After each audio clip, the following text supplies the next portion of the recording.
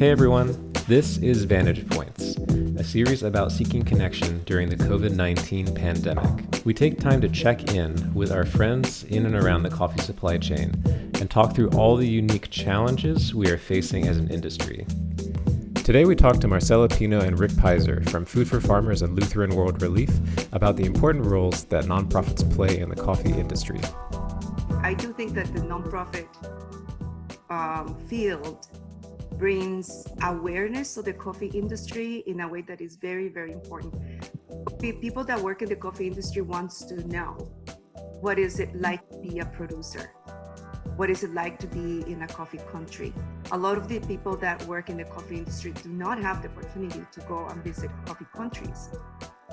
We have found that, and certainly Lutheran World Relief is also very focused through its activities on helping farmers maintain a healthy livelihood, a resilient livelihood through diversification, where we work in coffee and other products.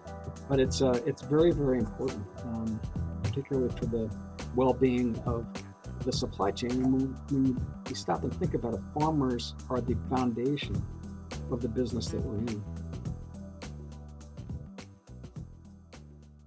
I'm Marcela Pino, and I'm the co-director of Food for Farmers, a nonprofit that is dedicated to facilitate food security programs with coffee-growing communities. I'm Rick Peyser. I'm Senior Relationship Manager for Coffee and Cocoa for Lutheran World Relief. Wonderful. Rick, we were curious if you could just explain the role of nonprofits in something like the coffee industry and what you've seen over the years. What are the relationships that you're building?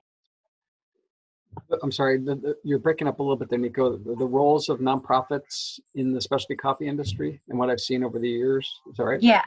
Okay.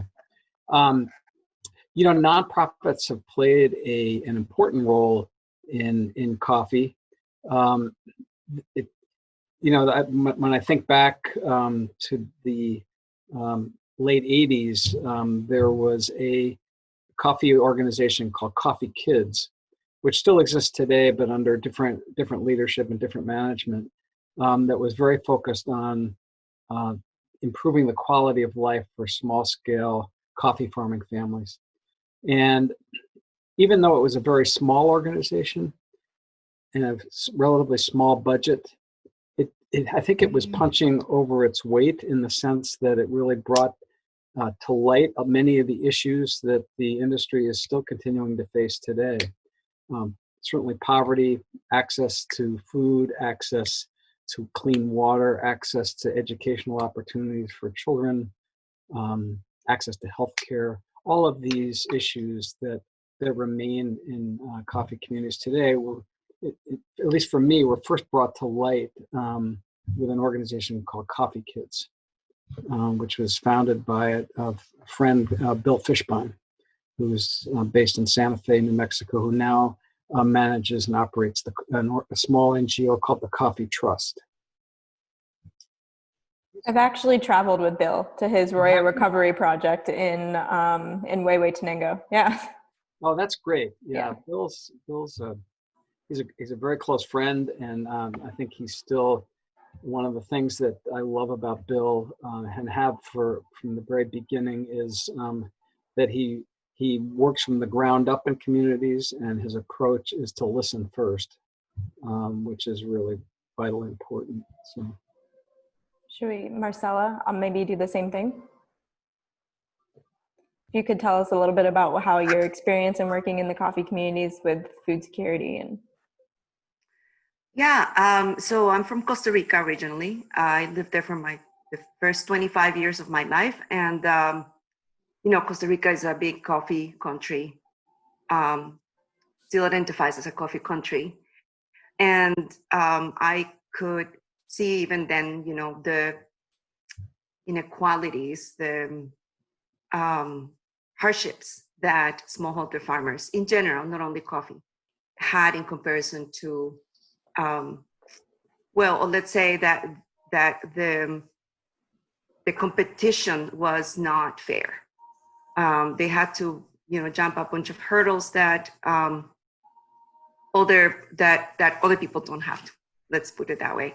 So I started working with an NGO called Grounds for Health in 2003, and they actually they are still around, and they work with women on cervical cancer issues with coffee growing communities. And I really love their model of using the co-ops to reach out into the communities. And through Grants for Health, I also met people at Coffee Kids and CRS, other NGOs that work in coffee, but not necessarily only coffee. They are much more broad. So in 2010 or 2009, Rick, I think it was, I started studying I did a master's in ecology and food security. And at the same time, Rick was working with the University of Vermont, where I was studying with Professor Colin Ernesto Mendez. And he approached me and said, there is no organization that dedicates to food security in coffee growing communities with the specific challenges and causes of food insecurity within those communities. So I was hooked, because that was my thesis project, to look into the causes and solutions of at the community level of food insecurity. And I think I was struck now when Rick and I talked, and one of the things that I was very sure of, I didn't know exactly how the program was going to develop, but what I was sure is that it needed to be participatory, that the communities needed to be part of the conversation, because those are the people that know and understand what the challenges are, and also and they also have a vision of what is possible. What can they do? And yes, we bring, the hard questions, I call it, like, is what you're dreaming of possible right now? Maybe not right now, but let's look at the path of how to achieve that. And then, go forward into that path as far as we can go with the resources that we have. So I think it's a long-winded response to, what is it? But I do think that the nonprofit field brings awareness of the coffee industry in a way that is very, very important. People that work in the coffee industry wants to know, what is it like to be a producer? What is it like to be in a coffee country? A lot of the people that work in the coffee industry do not have the opportunity to go and visit coffee countries. So we have, the possibility, we have the ways of not only informing people, but also informing people in specific areas, challenges, causes, and opportunities, for sure. You bring up an excellent point that nonprofits are so often partners in understanding the story behind coffee. And that's a big reason why it was so important to us to include people in the nonprofit sector in this conversation, to shed light on how the challenges that you're seeing right now in reference to COVID-19, because you're on the ground, and you're so right. People who buy coffee want to understand the producer better. They're in this because they care. Not really, no one is making a lot of money off of coffee, right? Like, people want to be a part of the supply chain, and they want to try to make it more equitable and share risk. And that was a big conversation with some other people in reference to importing. Like, a big indicator of trust is sharing risk. And how do we do that? And that's open communication. So thank you for being a part of this conversation and shedding light on that. Rick, kind of volleying it back to you. Can I actually illustrate what you're saying? Yeah, absolutely.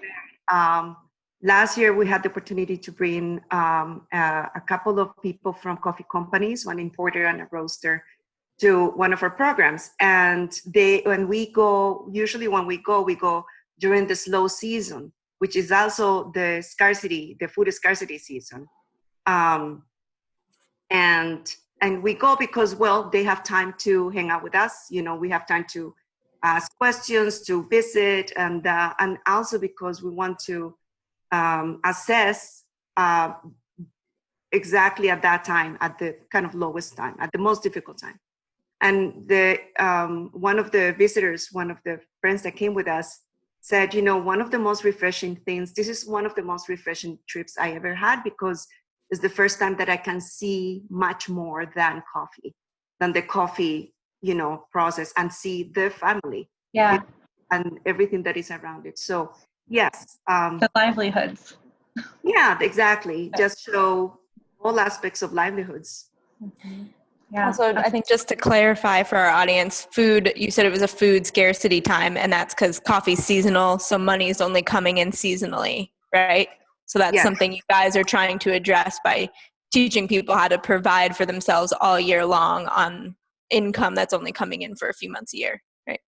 That's right, exactly. They get paid once or twice a year, depending on who they work with, and they have to stretch that money all year long, right? So we're working on developing strategies that can fill those gaps when they don't have enough to prepare for the harvest or to buy food. Yeah, when I was at Keurig Green Mountain, this goes back to in the year 2007, I was managing the company's supply chain community outreach efforts. And as our funding was beginning to ramp up, the company had a policy of contributing 5% of its pre-tax earnings to projects in communities where we did business. And about half of those funds were put to work here in the States around facilities where our employees lived. The other half was put to work in our coffee supply chain.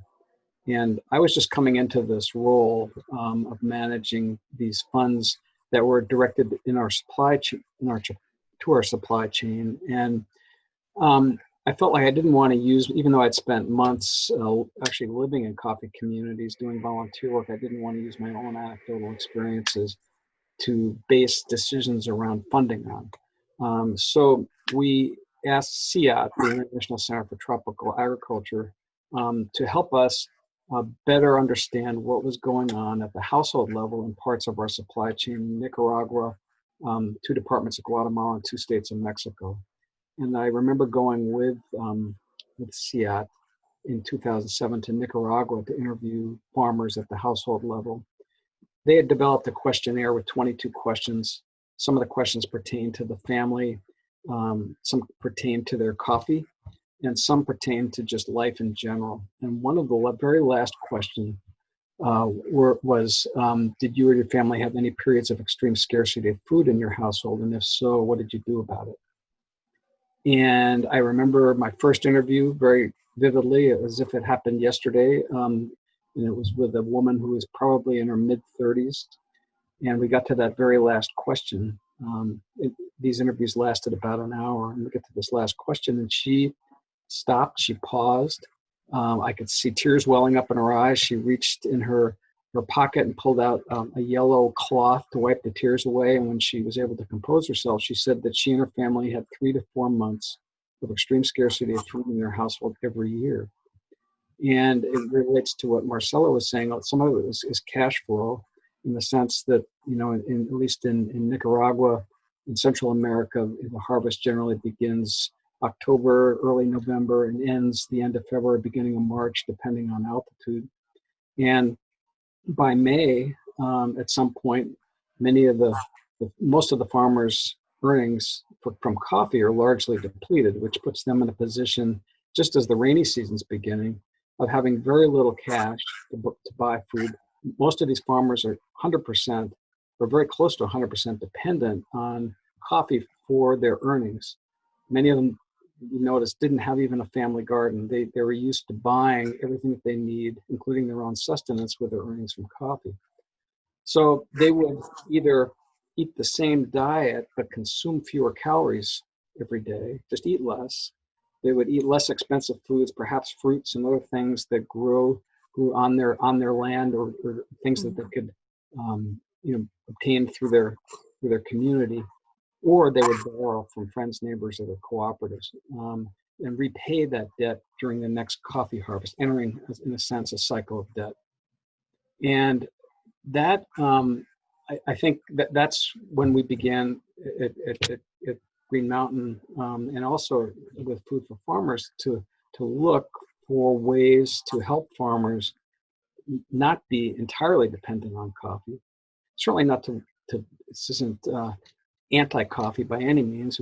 It's a very important part of the household income, but not to be entirely dependent, not to have all of their beans in one basket, so to speak, because it's risky. You've got things like climate change, you have things like drought, that are affecting in the dry corridor this past year, that was leaving people hungry, leaving people having no other choice than to migrate, to leave the coffee lands.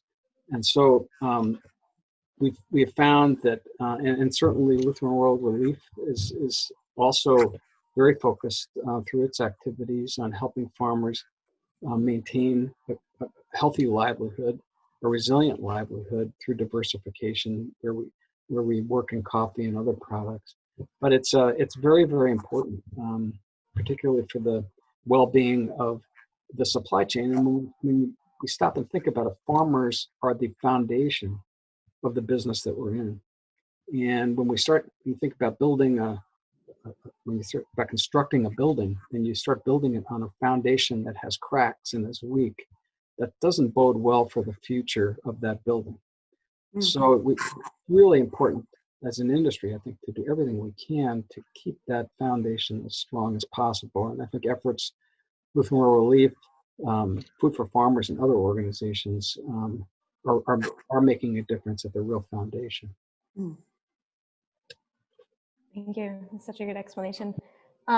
Marcela, last week when we spoke to you briefly, you were explaining something interesting about how, with the restricted movement right now, diving into a little bit how COVID-19 is affecting your communities, people who can't travel to get food are now reliant on people with home gardens. Do you want to talk a little bit about that more? Sure. Yeah. So one of the strategies that we work with we work with different strategies depending on the community, right, and what the community wants to focus on at that moment. But a very important strategy is home gardens, which is a difficult one because it requires behavioral change. People need to pay attention to that home garden. They need to consume what they are growing. So it needs a strong component on education. So it's kind of an intensive, strategy, but we think is key to food security and food sovereignty, for that matter. So a lot of the communities in Latin America have forgotten how to grow food, and also they have abandoned native species of foods for seeds that they can find in the market easily, and for processed foods.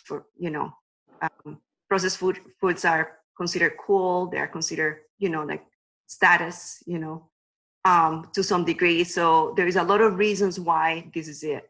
So one of the, the big efforts that we make is providing home gardens where people not only grow food, but they also understand why it's important to grow food. And it is a challenge. It's definitely not.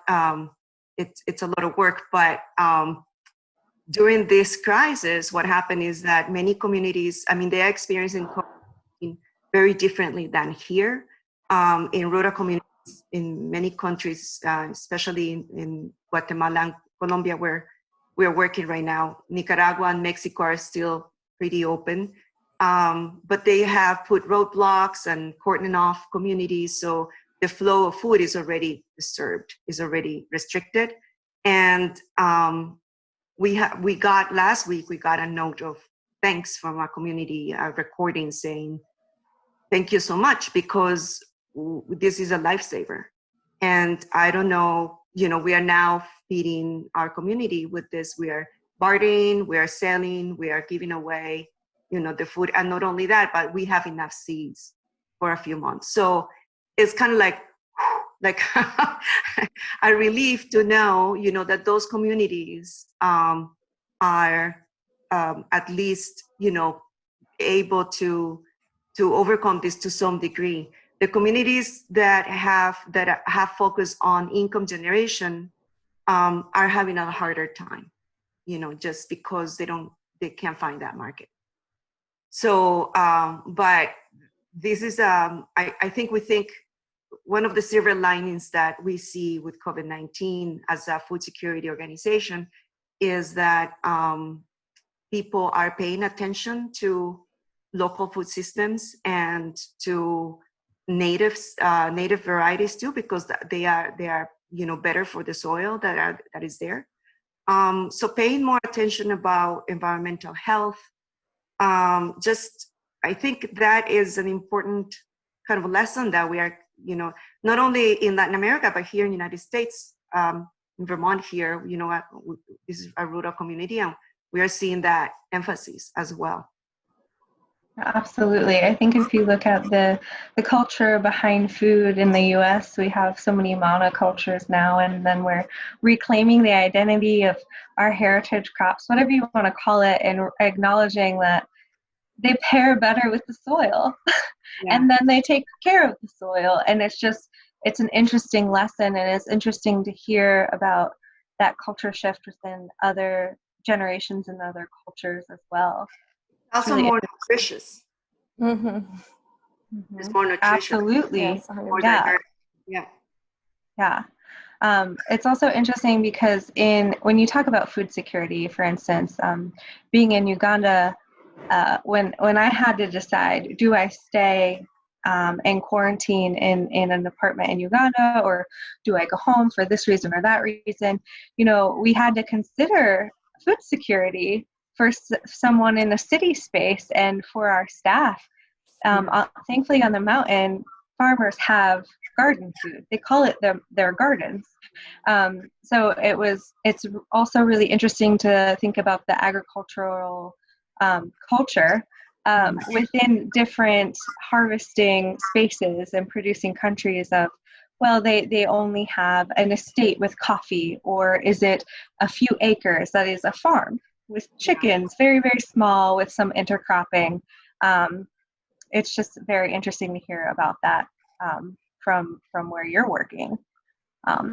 So now some of the communities that have not, where we don't have gardens yet, that are more like income generation through honey, and are asking, can we start a food security program? Yeah. With gardens. Interesting. So I guess there are many areas in which both of you and both of your communities that you're working with in coffee are being affected by COVID-19. Is there any antidote in particular that comes to mind when we ask, how are you being affected? So such a general question, but is there something specific that comes to mind? It's an antidote. Yeah, well, anything. Yeah.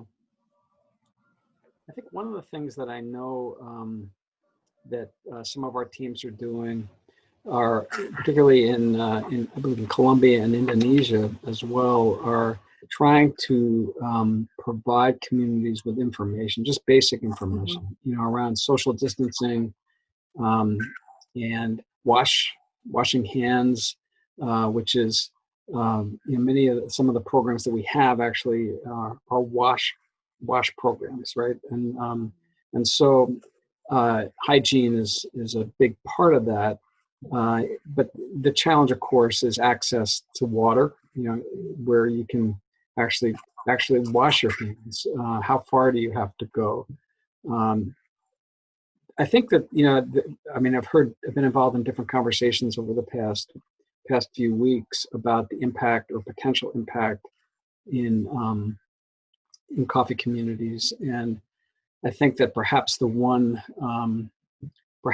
advantage is that we're dealing with a rural population, oftentimes spread out, so that they aren't necessarily I mean, there are towns, but for the most part, most of the farmers are pretty dispersed. But it's an advantage and a disadvantage. The disadvantage, of course, is communication, getting to those farmers and providing them with the information that they need to reduce their risks. Yeah. And I think that we've been some of the conversations have been focused around the potential role of cooperatives as a focal point to sort of using cooperatives as much as possible to get the word out to their members, whether that's by phone, by smartphone, whether it's by horseback, whether it's by foot, but literally trying to get the word out to their members about how they can protect themselves. And that's been, I think, an area that I know that we've been trying to focus on. You bring up an excellent point. I feel like in so many of our other conversations, when they speak about communication, they're talking about their supply chain. Like they're worried about those people. We spoke to a woman who owns a spice company, and how one of her sources fell off of the face of the earth. She can't get a hold of them, and she's remembering they're near the Bangladesh border, and most of their workers are going to be from Bangladesh. They're 2 hours away, and she's realizing like these people are going through way more than figuring out how to supply me with turmeric. And just kind of navigating that and navigating that lack of conversation for the supply chain, but also caring about them and wondering, like, she supplies healthcare for all of her farmers, and wanting to make sure, like, are you okay? Do you know what you need to do to stay safe? And you're bringing that really interesting point home, like not only communication about product, but that check-in of like, do you know how to get water or soap to wash your hands? Right. For sure. Yeah, I think that's the priority. I mean, that's it is the immediate priority is not what we used to do, but the immediate priority is to make sure that they understand what's coming, because at least, I don't know in where you work, Nico, but in Latin America, everybody's like 2 to 3 weeks behind us. So, when we started being inside, people were just like kind of laughing a little bit about me. It's like, oh yeah, you Americans, like kind of There thing. you go again. I know, yeah. So here we go again. Exactly. But now, they are kind of, now they are in the middle of it. So it's so that first kind of wave of information that at least we tried to do, they couldn't really hear it at that time, but it's kind of, we are still, continuing every time that we have interesting material. I've been translating information, just to that accessible. Found a website with indigenous languages in Curve 19. Amazing. Yeah, right. So just that becomes a priority, right now. For us, Absolutely. All of our activities are delayed right now because in Guatemala there are curfews, so they can't really get out, and yeah. So in Nicaragua they're still working pretty normal. So they're still going on, but other than that, our activities are going to be delayed. But I think that's not unusual in Latin America. So I think they feel that they're going to be fine. And and I think that's another thing that we were talking, actually, I think at the board meeting for Food for Farmers is, the phase of resilience it's a coffee grower in Latin America, a smallholder coffee grower. They have gone through so much. I mean, at the beginning of this, I was so horrified because we have this really beautiful project in Nicaragua. It's the first organic market in Jinoteca, and it's supplied by women, and it's a really beautiful project. And they started recovering from rust first. Then they had civil disturbances in 2019. and now they have COVID.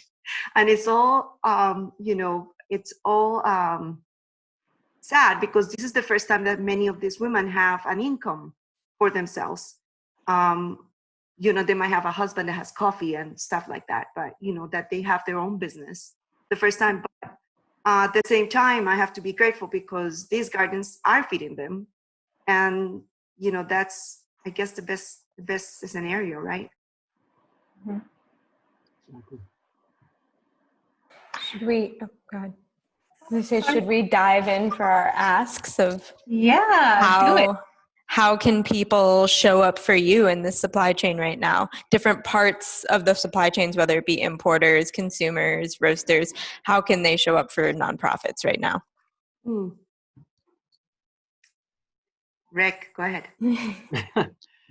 I mean, that's a great question. There's always the option to support nonprofits, to write a check, but it's also a difficult time for many in the supply chain to write that check. And I think we're all very, fully aware of that. But I think it's important, not just right now, but I think for the longer term, as we come out of this crisis, whether that's 6 months or 16 months down the road, that we remember, the foundation, where our coffee comes from, and the challenges that those families go through on a daily basis. And as Marcela said, I think that they're probably, the population that we're all dealing with and we're talking about, are probably among the most resilient populations in the world. When you think about all of the challenges that they face, they're incredible, but that doesn't necessarily mean it's easier for them by any means. This is just one more layer, one more pack on their back, if you will, that makes the world that much harder. So I think it's important to do what we can when we can. I think there are businesses that can help out, and think about their supply chains and do whatever they can to support those supply chains and the needs that their farmers have. Now's a great time to be thinking about that and to be doing it. On the other hand, those who cannot do anything at this point in time, when things open up again and when things start moving again and when they can, it's let's remember the farmers and their families. Yeah, and just to second what Rick says, I think that as the coffee industry, again, I think that is one of the most wonderful, and I haven't worked in a different industry for that matter, but they're so caring. The specialty coffee cares. It's curious. It's always asking. We find that is the case. There is sometimes lack of information. That's true, and trying to overcome that. But I think it's 3 things. Is one is become a friend. Like all this, whether you're a small or a medium or a large coffee grower, you need networks of connections. You need friends, in the coffee industry, relationships that are long lasting, trustworthy. So NGOs is the same. Right now, a lot of the coffee companies that we work with that support us are asking us for information about the communities, right? So we have a kind of a very strong relation based on trust. So continue that, find, and if you don't have those friends, find them. That's a good thing. The second thing is to strategize, because yes, some of the the coffee industry is having a hard time right now, but that doesn't mean that you want to get out of business. So look ahead and see where do you want to be in 18 months, 2 years, in terms of your relationship with your supply. And then the second thing is advocate at the level that you are. This third thing, sorry. Know where you are and do what you can. If you're a huge coffee company, I would be advocating with governments and saying, what are you doing for the coffee farmers right now? With governments in Latin America, let's say, or, if you're a small, barista, well, maybe you can educate people. you can engage at some level. So just engage. I think that's be present and engage. And yes, absolutely. Right now, it is the time to support. So whether you can support with a check or with action is what is important. Thank you. I think that you mentioned baristas and advocacy, and why we're so excited to do something like this is, and we've spoken about this internally after we've done these recordings. This gives us the language to advocate, both within our own companies and our own organizations, but as a coffee community, this is giving us those peeks into each person's world, that we can advocate for them in our own world. So thank you so much for being a part of this, and hopefully if there's a barista or a larger coffee organization watching this, they can say, oh, well, I have to think about, when I buy from a place, like, let me ask what's happening not during the harvest season. Where are they getting their food? Where are they getting their health care? Do they have that? Is there something that I can partner with my suppliers that can diversify their farm? And often with specialty coffee people, they're looking to add on a project. They're looking to donate a project back, and any company can do that. You pitch a bag, you say every so many cents or so many dollars is going to go to this project. And I think it's important for us to understand that coffee is a cash crop. It's not something they can eat. It pays for school fees. It pays for them to celebrate weddings and life and all of those lovely things. But we also have to think about, how are they diversifying their farms too? One of the things that some companies are trying to do is to, and it's difficult, it's complicated, but is to stay away, or at least,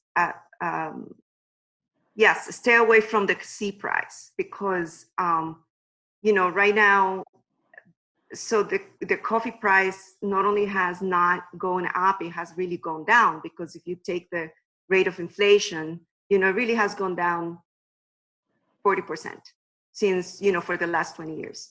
So that's something that, as a coffee industry, that it's a conversation that needs to happen, that needs to continue happening. It's happening in some circles, but it needs to continue happening. What is the real price of coffee? And that's and in a friendly way. And again, and the other thing that I wanted to say is as an NGO, and I'm sure, Rick, that you find this as well, is people get a little desperate. It's like, oh, we can't save the world. And that's not what is needed. We don't need to save the world. We don't. We can't. It's too big. Those coffee growers are not poor only because we don't pay them enough, although that's a big part of it.